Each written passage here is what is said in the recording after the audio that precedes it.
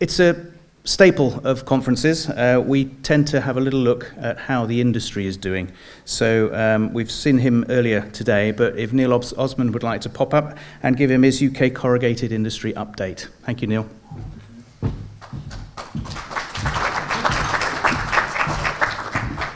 Thank you very much. I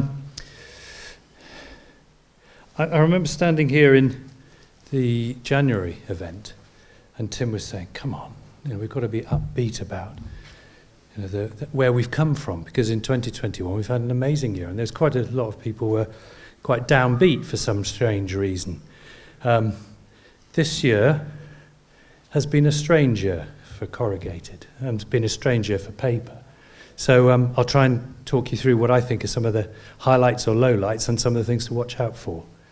I usually leave this to last, but this is our industry in the UK by volume and the direction of travel versus last year. So if we get a context, you heard me say earlier that last year our industry grew by plus 10%, and actually the sheet plant market grew by plus 17, and some months we were growing at higher rates. But something happened, and the change in the year is here. So June, July of last year, so we were running at running at plus 10%, and overall we ended up at plus 4%. But we were running at plus 10% on average. So what's the thing that changed halfway through the year, last year?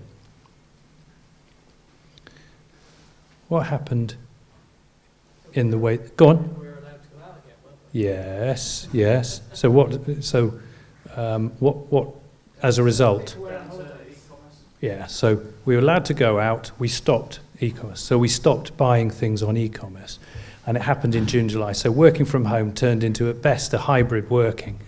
And that change was particularly noticeable in the UK. So although their industry was growing at plus 10%, ending up at plus 4%, and our industry ending up at higher than that, plus 10%. What's happened so far in the whole of the industry so far is minus 9.8% year to date. So actually it's slightly ahead. It was slightly ahead for the first, if you could compare 10% for the first 6 months, minus 9%, just over that. But actually, where's it going now? I think that's the worrying thing. Are we just seeing a bounce? It's gone backwards just to where we were in 2020, and a little bit of growth from 2020. It was 2021 a year that we should just write off. It was just an exceptional year. Certainly, working from home was something that we hadn't expected to do, and it was a perfect storm with higher ordering of conventional packaging in the supermarkets and a disproportionate amount of ordering with e-commerce packaging. And you talk to anybody in any companies, they seem to be saying that e-commerce was the making of them. It's a bit of a worry for the industry, and we're talking about FEFCO. Next month, FEFCO are having an event where they're going to be talking about e-commerce, and I think they were thinking it was making sure that we've got all the right equipment and all the right designs. But actually, I think it's a question mark about, actually, is e-commerce the great white hope for our industry?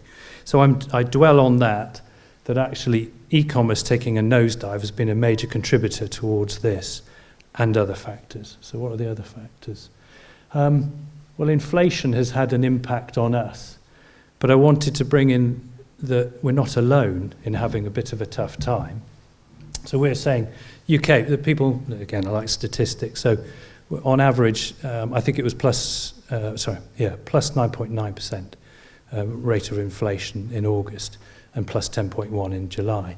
But you can see the direction of travel in Germany is, they're catching us up, and Germany, a powerhouse of Europe, if things start to go wrong in Germany, then the whole of Europe is affected, and I think things are starting to heat up in Germany. What else is happening? Overall, European markets were slowing down in corrugated. Germany's corrugated is something like minus 3 to 4% month on month. And some of the other major European countries, their corrugated consumption at best is break even. And I think somewhere like France was following on the trends of Germany. So it's not looking great, and the price of fibre is falling, and it's quite astounding. We do research in the carton market, and I had a person on the 1st of September said, "Neil, I'm just sitting talking to you, and I've just had a price increase for my material." He said, "But it's got nothing to do with fibre, and they've got a surcharge for energy." But he said it doesn't seem to make sense, and it doesn't make sense because fibre is dropping significantly.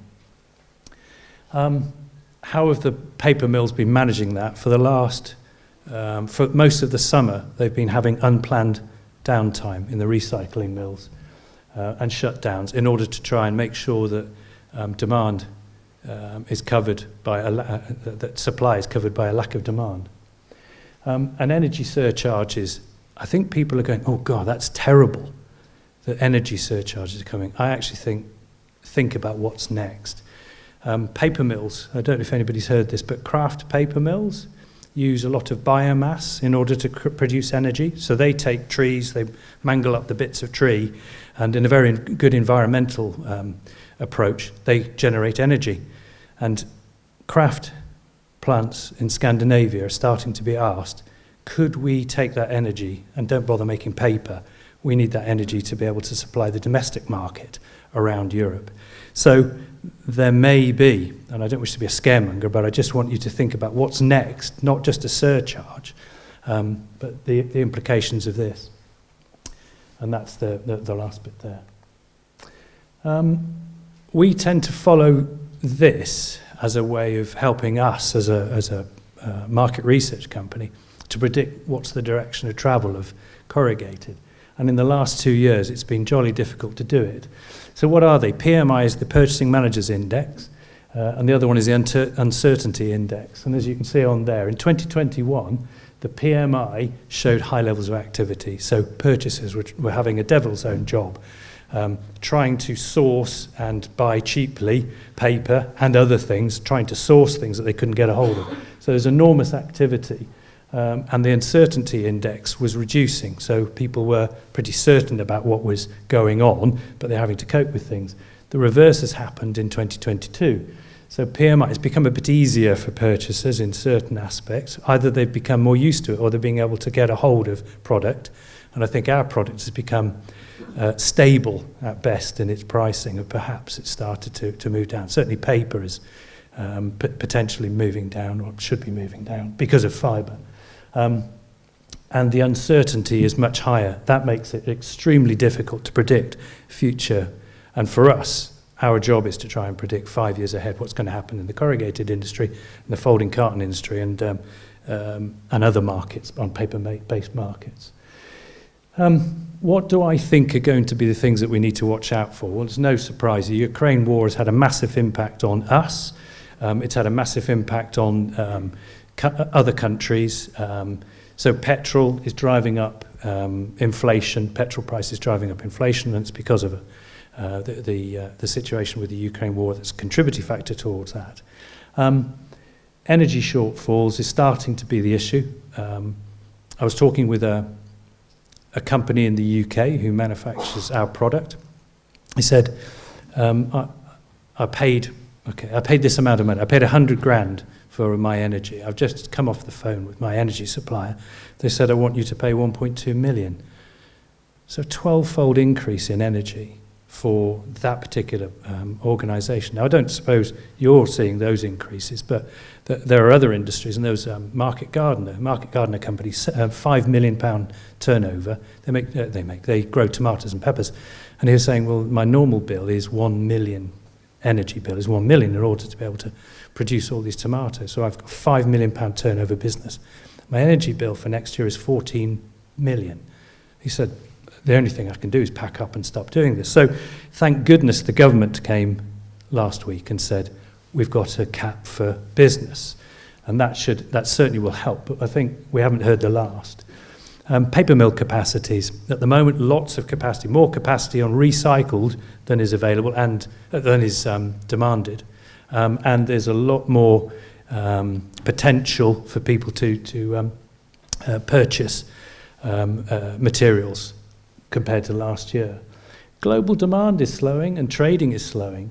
And all round, as we were indicating, inflationary pressures are there. And I wanted to cover the last bit there, the e-commerce people go, woo, woo, I'm going to invest in my business. We've got to be able to produce print on the inside because the e-commerce market's so fantastic. We predicted about 6 or 7 years ago that the e-commerce market was going to be fantastic. But I think we have fast-tracked that volume last year, and there's a writing.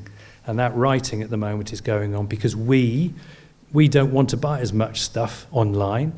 I talked to some people through one of the other trade associations, and they're in Romania, and they said it's simple. It's a luxury item. If you buy on the internet, it's a luxury item. We can't afford that. And the cost of living pressure on us is causing us to say we want to buy from shops. And we can choose, how much goes through a till. Oh, I better stop because that's my budget. With e-commerce, it's not so easy. You can get taken away. So I think there's a number of factors why e-commerce is cooling down, and I think it will cool for the next year or so. It could be longer. Yes, and I think what's next. Tim didn't say be upbeat because actually I don't think there is, but I think we probably will remain flat. I think for sure in corrugated demand terms. I think energy is going to be a crucial thing for us and making sure that we have an eye on that and do take an interest in that.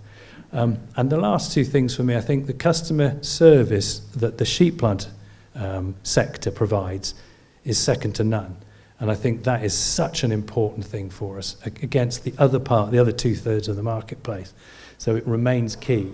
And I think the one last bit of ray of hope, I've been going to events where sustainability is now the watchword. We've done some market research with European brand owners, and sustainability is now back on the agenda. What does that mean? They have to move to paper packaging, a reusable, because paper packaging is reusable, source rather than plastics. And a good example for me is spaghetti. Spaghetti in a flexible plastic container or a wrap, I've seen is coming in cartons, folding cartons, which are significantly more expensive, but the agenda is driving that. So we're seeing lots of examples of plastic replacement in the corrugated industry and in the paper industry as a whole. So I think, for me, that's the great white hope. Exactly how much that's going to help lift our industry, I can't tell you yet. So I hope I end on a positive note there for people. Any questions? Have I depressed you? Oh, a question, yes, a question. What do you think about potential energy blackouts? What we should be doing to protect that? I mean, I think they're going to happen. You look what's happening in Germany. Germany, was it Mercedes and Porsche? Their government said you can't make cars. And I think, was it as much as a month? So, I think Germany is the place to look at because they're the ones with the bigger problem than us. And there's an expectation of 1 week in 4. You won't be, whether you do it 1 week in 4, you won't be making that thing. And I think cartons and corrugated is affected. So I think it's going to happen. All of us hopefully are making some sort of alternative arrangements for our own personal plans. But yeah, buy candles. Buy candles. I think that's it. Veolia was the recommended one now, and Price is candles. Buy their shares. Does that answer your question? Yeah. I mean, I think we're going to have it here in the UK, and they're already having it in other parts of Europe. So, any other? Thank you, Neil.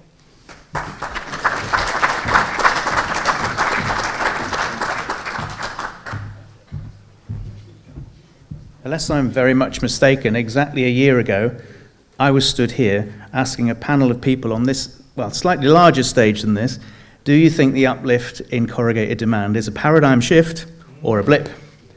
And I think the consensus was, it's a paradigm shift. Isn't it amazing what a buoyant market can do for confidence and how quickly it can turn? So flat, let's not be sad and depressed, let's just be flat. Okay, thank you. Great.